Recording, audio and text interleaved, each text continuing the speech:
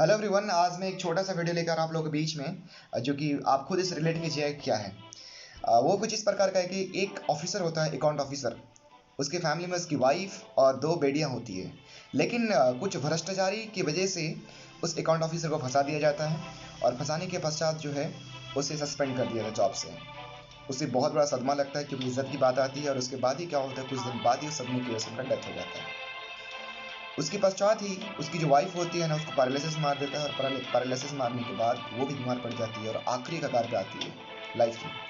उस आखिरी क्षण में अपने बड़ी बेटी को ये कहती है कि तुम वादा करो कि जो तुम्हारे पिताजी को जो है गलत इंजाम में फंसाया गया उसका तुम बदला लेके रहोगी। और उसकी बेटी वादा करती है। उस जो दोनों छोटी छोटी होती है, समाज लोगों से थोड़ा सा बड़ी होती है, होने के बाद शादी के लिए बात करते हैं, लेकिन वो शादी नहीं करती है। वो चली जाती है दिल्ली और डीयू में जाके पढ़ाई करती है। और डीयू में पढ़ाई करने के बाद वो दोनों पढ़ती थी, बहुत मेहनत से करती थी, डीयू में टॉप की। उसके पश्चात जो है वो भूखी रहती थी, मैगी खा खा के अपने पेट को भरती थी, ठीक है। जब कोई देखने वाला नहीं था, कोई मदद करने वाला नहीं था, कोई केयर करने वाला नहीं था, अकेले हर चीज़ का सामना की, लड़ी और लड़ने के पश्चात जो है वो खुद यूपीएससी का प्रिपरेशन की और अपने छोटे बहन को भी करवाई एक साथ ही।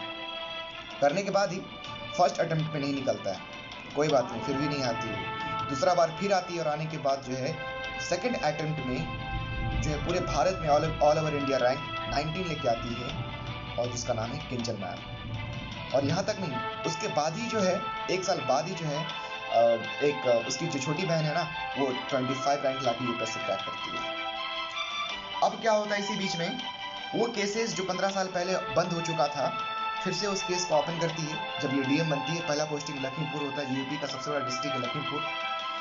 होने के बाद उस केसेस को रीओपन कराने के बाद जब उसमें फिर से जांच होता है, पड़ताल होता है, तो फिर से उस दोषियों को सजा दिया जाता है कोर्ट के थ्रू, जो इसमें ये थे। तो देखिए, इस कहानी से क्या पता चलता है कि वो अपने जो बाप पे गलत इंजाम फंसाया गया था उसका वो बदला ली, जिसको जो दोषी थे उसको सजा मिला, ठीक।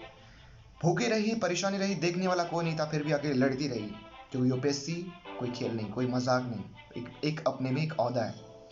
इसीलिए इस स्टोरी से हमें ये सीखना चाहिए कि यदि आपकी ज़िंदगी में कोई प्रॉब्लम है, अगर आप कोई गलती करते हैं तो ये बात गलत नहीं है, ये आपकी गलती नहीं है। गलत होना है, प्रॉब्लम होना है, लेकिन उस गलती से कुछ नहीं सीखना, ये हमारी सबसे बड़ी प्रॉब्लम है। इसीलिए आप अपने लक्ष्य को अगर कोई बनाए हैं तो उसमें एक परफेक्ट प्लान, रणनीति बनाइए और उस पर काम कीजिए पूरे जुनून जज्बा के साथ। कोई दुख सुख नहीं, सबको गले से लगाइए। यकीनन मानिए, आपको कोई रोक नहीं सकता अपने मंजिल तक पहुंचने के लिए। इसी के साथ मैं इस वीडियो खत्म करता हूँ। Thank you, have a great day and God bless you.